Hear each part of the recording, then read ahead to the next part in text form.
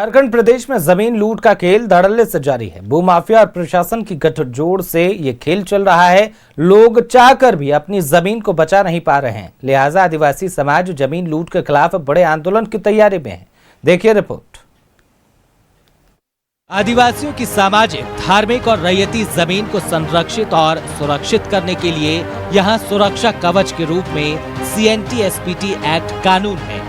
बावजूद इसके इस नेचर की जमीन की धड़ल्ले से लूट हो रही है।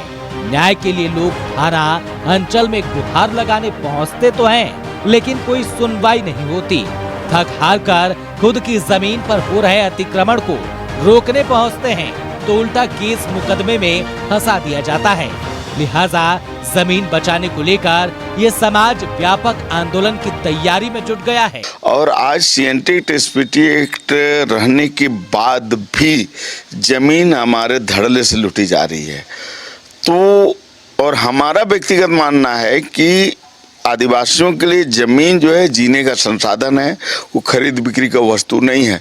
आदिवासी के लिए जमीन नहीं बचेगा तो आदिवासी हमेशा के लिए समाप्त हो जाएगी। इसलिए हम लोग ये चाह रहे हैं जितने भी जमीन है, चाहे वो धार्मिक जमीन हो, सरना हो, मसना हो, हमारा पहनाई जमीन हो, महत्वाई जमीन हो, यात्रा स्थल हो, हरगढ़ी हो, इसके अलावा रेती जमीन भी हो, इस तमाम जमीन को रक्षा के लिए अब हम लोग को बहुत व्यापक आंदोलन का जरूरत है। भोले भाले गरीब आदिवासी भूमाफियाओं के सॉफ्ट टारगेट पर होते हैं।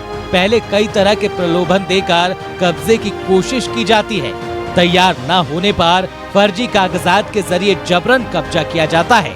आर्थिक रूप से कमजोर होने की वजह से खुद की जमीन को बचाने के लिए कानूनी लड़ाई लड़ने में सक्षम नहीं हो पाते, जिसका नतीजा होता है कि जमीन पर कब्जा कर लिया जाता है। इस पूरे खेल में भूमाफिया और प्रशासन की गठजोड़ के साथ ही आदिवासी समाज की भूमिका भी देखी जाती है। ऐसे में राष्ट्रीय जनजाति आयोग लोगों के न्याय पाने का सशक्त माध्यम बन रहा है। यही वजह है कि महज एक साल में 900 से ज्यादा जमीन के मामले आयोग के पास पहुंचे हैं।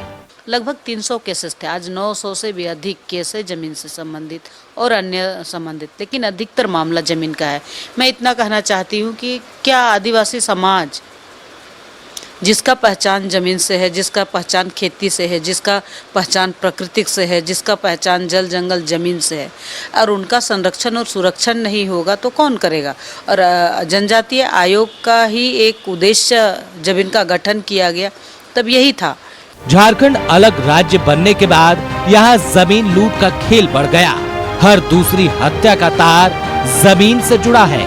कारण है भूमाफियाओं की गिद्ध जैसी नजर जो जमीन पर होती है, जो कब्जा जमाने के लिए किसी भी हद तक जाने को तैयार रहते हैं। ऐसे में सुरक्षा कवच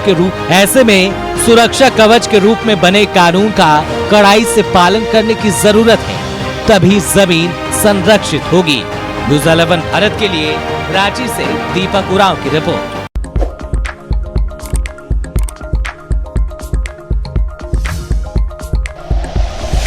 like and share videos, subscribe करें हमारा चैनल और प्रेस करें बेल आइकॉन। न्यूज़ 11 भारत, सच है तो दिखेगा।